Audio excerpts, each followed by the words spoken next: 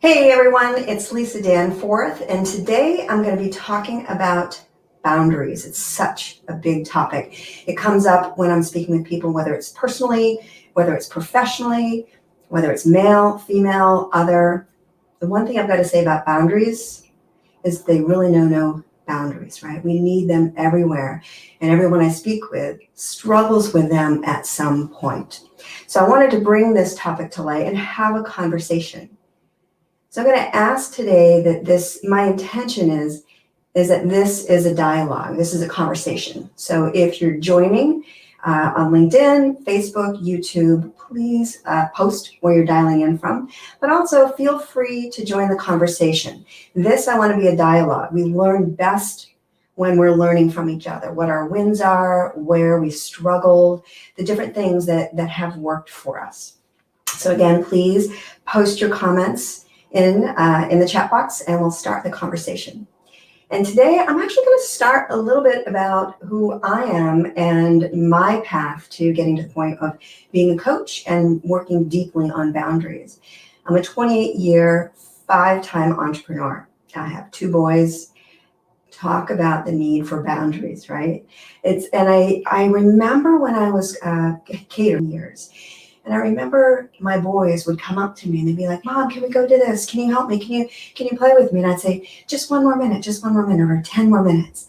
And when they wouldn't come back, I would pause and think, yes, I get a few more minutes to actually do the work and continue doing my work. And I was realizing this was not who I wanted to be, right? My kids started to not trust me that 10 minutes was going to be just 10 minutes. And then they started to get distant. That's when I really started doubling down and doing research on boundaries and looking at them personally and professionally. I just want to say, Amy is dialing in. Hello, Amy from New Hampshire. Love it. Neighbor state. And hey, Roseanne, I'm so psyched you're able to make it. And Beth. All right, Beth, you did join. Awesome. Thank you so much. And please, ladies, and gentlemen, if you have any questions, please post them in the comment box. And because it really helps us join in on the conversation. So that's just to back up. That's where my story started with when I was catering and looking at how my lack of boundaries within my business was impacting the relationships that I was experiencing with my children, with my friends, with my family, and all of it. And I realized it is an incredibly big topic. And here's the thing. We're not taught how to establish boundaries, but we're also not taught how to communicate our boundaries, right? So we get tripped up and we think that, we're doing the right thing by just saying yes and adding more to our plate and not prioritizing those things that are most important to us. So I'm going to be totally transparent. I've got a couple of notes here because this is a topic that is so near and dear to my heart, and I could literally talk for a 2-day workshop nonstop on boundaries. It is something I'm very passionate about. So I'm just going to jump right in and say, I believe that boundaries are the bridge to whatever it is that we want. Establishing those boundaries personally and professionally helps us to prioritize our goals, helps us to prioritize the things that are most important to us and the people that are most important to us. And that's what I really want to stress. So often I speak with business owners, people in general that struggle with the boundaries because it feels divisive, right? It feels you're over here, I'm over here, and there's this hard line in the sand. What we don't realize is that when we lack boundaries, it creates frustration, it creates resentment. I mean, who here has lacked a boundary with someone around us and we're getting resentful at them for not honoring our boundaries or knowing where our boundaries are? So when we establish boundaries, when we get clear on what our non-negotiables are and we establish those boundaries and communicate them, it actually improves our relationships. It helps mitigate stress, but I will say this. Establishing boundaries can be incredibly stressful, right? Like when you're not used to setting those boundaries, to put them in place can create an amazing amount of stress, especially if you've always agreed to show up in a relationship in a certain way. And we'll talk about that a little bit later. But establishing those boundaries are really stressful, but it's a short-term stress that creates this long-term result of respect, not only from the other person, but for ourselves. And we're establishing boundaries for ourselves. We show up differently. We have that confidence to step forward and do the things. We have the confidence to say, that doesn't really fit in my schedule right now. I can't do that. So it helps us gain clarity on who we want to be, and it helps people understand how to support us as well.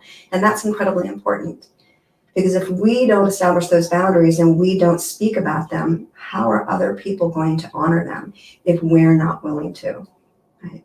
And again, I want to mention how when we lack boundaries, it creates so much frustration and anger on both sides, because no one's really quite sure what's going on. We're not having those fierce conversations that bring us forth to say, hey, this isn't okay with me, but let's talk about what is. I know Brene Brown talks about that a lot.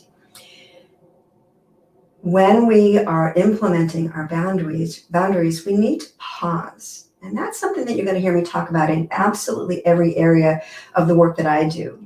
Is we need to pause. When we pause, it allows us to step back and to think about, do I want to say yes to this? Do I want to say no to this? And as I posted in the copy for this live, what we're saying yes to and what we're saying no to defines our boundaries, right? They are establishing our yeses and our nos, help gain the confidence that we want in order to live the life that we want to live. And when we're not saying yes and we're not saying no, we're adding everything to our plate, and that throws us out of balance, right? Let's see, there we go. And when we're out of balance, we just keep going, and it's incredibly frustrating. I'd love to ask, does anyone have any questions that are joining, whether it's LinkedIn, Facebook, or YouTube? I'd love to hear some comments that you have, some questions that you might have about boundaries. Where do you struggle with boundaries? Where is there a boundary that you've been trying to implement, but it just doesn't seem to be working?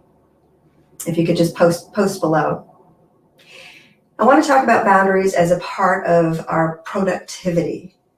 When we're lacking boundaries, we're saying yes to the people who are calling us. I was just talking with someone yesterday who was like, so how do you set boundaries when working from home, everyone's working from home, or many people are, and people just think that you can answer the phone, shoot off the emails, answer the texts immediately. But we need to set those boundaries with our family, with our friends. I know I've always worked from home, and I used to have people calling me all the time. Hey, what are you doing? Because I'm home. But it's my responsibility to establish that I don't answer calls during this time, or I'll get back with you. So if your family is interrupting you, if you have a colleague that's continually, pinging you for certain things that aren't related within that day, it's our responsibility to state, hey, I need to get back with you, or I'm not answering emails, or I'm not answering the phone call between this time and this time. I know since COVID, my sons like to call me, and they live on the West Coast, and for some reason they love to call me at 1 o'clock in the afternoon. And when that first started, I would answer, right? But it was always, hey, Mom, what are you doing? I was like, I'm working. Right? So it was my responsibility to say, hey, unless you specifically need something, please don't call at 1 o'clock in the afternoon, because I need to establish that boundary. When I don't establish that boundary, it impacts my productivity. I think stats say we're interrupted every 11 minutes, and it takes us something like 23 minutes to get back on track. Roseanne says, I just closed one business and have a lot of time back in my day. Yay, Roseanne. With that, I say, I do not want to fill it with yes, right? Looking forward to some downtime. What I hear you saying, Roseanne, and congratulations for choosing to do that and just stepping into this business that you really wanted to have. What I'm hearing you say is you want to start investing your time more intentionally and not just spending it. When we don't have boundaries throughout our day, maybe it's it starts with your morning routine, or taking a lunch for yourself. Those boundaries help with self-care too. It's a nice little bonus going on there. But we have to be focusing on what's important to us, right? How am I investing my time, and how am I spending my time? And it's similar to money. When we're investing our money, we want a return. We want the same thing for our time. It's our one non-renewable resource. So it's incredibly important to look at, is this a priority for me? Is this moving me in the direction that I want to go? And if not, what's the boundary that I need to establish with myself, with my family, or with my colleagues? And again, I want to just mention pausing. That's the one thing that I see so many people getting tripped up on, is there's always a trade-off. When we're saying yes to one thing, we're saying no to something else. So we have to look at that trade-off. Is this worth when I say yes to this, who or what am I saying no to over here? Right? If I say yes to taking on this new project, does that mean that I'm going to have to work some weekends and I'm going to be missing those special soccer games that I promised my kids that I would get to? Or maybe Friday night date night that you committed to with your partner, and you know now that you're not going to be able to make it. So looking at what are the trade-offs. Thanks, Amy. Amy says, love the idea of pausing versus reacting. Thank you. The power is truly in pausing. Tend to be more reactive with work-related requests, especially since business. It's so true, Amy. We just want to check things off our endless to-do list rather than looking at, is this moving the dial in my business? Is this an investment of my time? Is this a priority for me? Or is this a priority for someone else? How do you balance the need to respond with pausing at work? Excellent question. Thank you so much for posing that. At work, we think that it's really hard. We make things so difficult, right? But here's what I want to really stress. We have been showing up a certain way, and we've agreed to participate in a relationship. Put another way, we show other people how to treat us by how we're reacting and the actions that we're taking. So if you're someone that has always responded immediately when your phone dings, bings, bleeps, and whatnot, you're teaching the other person on the other end, the other people, that is how you're going to communicate. So what I say is give the gift of transparency. I know that this is how I've agreed to show up in this relationship. I know that I've always responded to an email within 5 minutes. But I'm realizing it's really not working for me. It's getting in the way of my productivity, and I'm working longer hours, and I'm missing dinner time. I'm missing, those special times at the end of the day with my family. So here's what I'm instituting. Right? I'll be checking my email between 9, 12, and 5, or those 3 times during the day. Give the gift of transparency. So often we want to set in this boundary that we've needed for years, that we've been frustrated not having. But we don't communicate it with the people around us, with our loved ones, with our coworkers. Let the other people know around you that you're establishing this boundary, and say, I know that I've agreed to participate this way, but it's no longer working for me. And I want to jump into that. That was something that I was going to talk about at the end, Amy, but thank you so much for bringing it up now. When we're establishing new boundaries, we have to have those first conversations with the ones around us, which is often really uncomfortable. We're not quite sure how to have them, so that we don't, or we kind of say what we want, but we're not incredibly clear so that the other person is totally understanding where you're coming from. So when you're looking at, here's one boundary tip, do not implement 10 new boundaries at once, because you're going to have a hard time holding on to that, as well as the other person as well. But look at what one boundary, if you put it in place, would create the greatest amount of impact to make everything else a little bit easier. What is the communication that you need to relay to the other people around you that they're aware of that boundary? And again, it's going to improve your relationship. It's going to be stressful in the moment to have that conversation, but let the people know around you. And I've said this 6 times, sorry, but it is so important. We forget to communicate our boundaries. So sit the person down.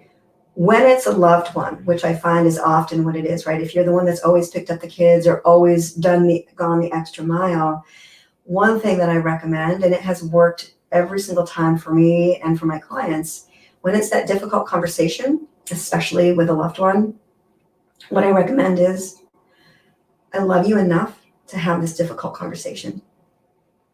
I'm feeling frustrated, I'm feeling agitated, and I don't want to feel this way towards you. So I want to have this communication. Again, I agree that this is how I've always shown up and participated in a relationship, but it's no longer working for me. So I want to have a conversation with you because I don't want to feel frustrated. How can we make this work for the two of us and establish boundaries for the both of us so that we both feel seen, we both feel heard, and we both feel honored? Roseanne says, my office door shuts and lets people know, oh, it has to be important to knock. Yes, thank you for that, Roseanne. So incredibly important. And here's the thing, though. We need to communicate to people. If my door is shut, that means it's off limits unless, broken bones, blood, or something's, just going wild. We need to communicate that. And so often we're not willing to have that fierce conversation of love so that we can deepen the relationship. Again, boundaries are such a struggle because we feel like it's divisive. It feels like you're over here and I'm over here. I like to think of boundaries as a gate around my beautiful garden, right? And I can allow people in or I can shut the door for a period of time. And I'm protecting what it is that I'm growing, whether it's my business, friendships, relationships, personal and professional. Those boundaries help guard the things that you're trying to grow, that you're working on investing your time and your resources in. So honor that and honor the people around you so that they know that you've got those boundaries. Now, I also want to talk about boundaries and leadership. I work with a lot of leaders who struggle with boundaries with their team members. And I'm going to come at it from a little bit of a different angle in that we need to hold our team members, our employees, accountable to their responsibilities, but also to their dreams. Right? If we're not willing to hold them accountable, what we're saying to them is that I don't really trust you. So I'll just take this off your plate and I'll do it because, it's just easier for me to do. That's a boundary that you're crossing for yourself. And it's also a boundary for the other person. So if you're a leader and you're struggling with doing too many things and taking too much off from other people's plate because it's just simply easier, invest the time to have the conversation with your team member, with your employee, and let them know that you trust them. Give them the tools that they need to do the work that they need to move the dial in your business, to move the dial in their position, and get out of their way.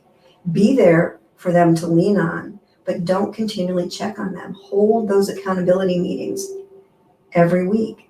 Establish those boundaries and hold them accountable. You're showing them that you trust them. You're building trust. You're inviting them to the table, inviting them to the conversation, and that builds intrinsic motivation. Right? Daniel Pink wrote a great book called Drive. I think it's called Drive. And there's 3 areas of intrinsic motivation, right? Autonomy. We want to be able to have that autonomy, personal and professional, and that drives us to show up. We want to know that we're contributing to a higher cause, right? And we have to have boundaries around us in order to be able to do that. And we also want to be improving, continually improving. And again, in order for us to take the time, the focus to be continually improving, we need to have boundaries around us. So as a leader, start pulling out the boundaries and the accountability piece. Roseanne, thanks so much for joining on this conversation. I was able to have that conversation, although I was 2.5 years into Runway Auto. They got used to me always being there, and that is what's true, right? It's how you agreed to show up. When I needed to make a change, it required that conversation. I'd love to know, Roseanne, if you're willing to share, how did that conversation go? How did you prepare for that conversation? Because it's really tough to have that conversation. And that's where we're like, oh, it's just not worth it. And we don't implement that boundary, which is going to free up our time so that we can have more time at the end of the day for the things that we want, the fulfillment that we're working so hard for. It is important for us to look at what our priorities are, to pause. What are my goals? What are my goals in my relationships? What are my goals in my business? What are my goals in my career? Incredibly important. When we have that clarity, we've got the focus and we get to align our actions towards that. Gary Keller has this great quote. And I'm not going to quote it perfectly, but it's, what is the reason for a goal? It's to be appropriate in the moment. Right? So if our goal is to do X, we need the boundaries that allow us and support us to be appropriate and act appropriately in the moment. I was stressed out. I showed up all right. That resentment, that frustration, that anger. We think that we're being nice and that we're being inviting, that when we're not establishing those boundaries and not having those difficult conversations, but it truly does impact our relationships. Again, personal or professional. And it's not just women, men, or non-binary that struggle. Again, boundaries have no boundaries, right? We need to bring them in everywhere that we are so that we can honor ourselves. When we have boundaries, I'm going to take a drink, excuse me. Our boundaries help our self-image and our confidence because we won't do anything inconsistent with who we believe ourselves to be, at least long-term, right? So when we have those boundaries, we believe we're voting towards that type of person that has the strength, has the self-confidence to state what is important to them and to say no to putting things on their plate. Because again, when you're saying yes to something, you're saying no to something else, and vice versa. When you're saying no to something, you're saying yes to something else. So let's see, I'm going to check my notes here. Productivity values. Values are an imperative part of making sure that we are establishing our boundaries. When we know what our core values are, it allows us to lean in and make those choices and the decisions that are difficult, but it makes them easier because we know that the actions that we're taking are in alignment with what our non-negotiables are. Those core values are going to help drive the actions or the inaction, right? I'm not going to agree to do this because we know that it's moving us closer to who we want to be, the results that we want to experience, and I can't stress this enough, the relationships that we want to experience. I want to say boundaries. This is where we often get tripped up. Boundaries are about what we will do, not what other people will do. We always think that we set this boundary and everyone should honor it, which they should, right? But it's up to us to honor that boundary. We can't be telling other people what to do. So when you're establishing a boundary, you're stating, here's what I will agree to, and here's what I won't agree to. And sometimes it's I'm not going to agree to this, but here's what I will agree to, right? I'm not going to drive you there, but I will be home by 5 so that you can use the car to get where you need to go. So you can negotiate that as well. Now, I notice we're coming up on 22 minutes, so I want to start wrapping this up. If you have any other questions or comments, please join in on the conversation. I want to share a tip for those of us who struggle with boundaries, right? We like saying yes. If you are someone who says yes far too often, and then afterwards you're like, oh, darn, I don't know how I'm going to figure all of this out, and you put yourself, maybe your family on the back burner. Here's something, a tip and a tool that works so beautifully. It's, you know what, can you get back with me next week on that? I need to make sure that I can do it.